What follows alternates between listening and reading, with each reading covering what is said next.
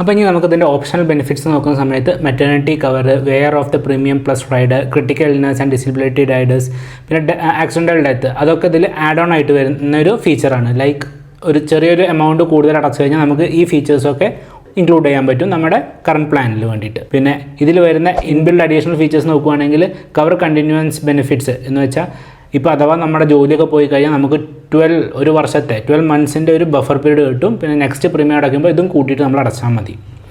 പിന്നെ അടുത്തതാണ് special exit value.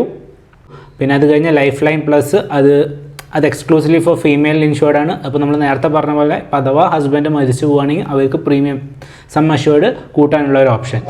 അടുത്താണ് instant payment on claiming intimation. Like ഒരു വർക്കിംഗ് ഡേൻ്റെ ഉള്ളിൽ തന്നെ നമുക്ക് മാക്സിമം ഒരു 2 lakh എമൗണ്ട് നമുക്ക് നോമിനിക്ക് കിട്ടുന്ന ഒരു പരിപാടി.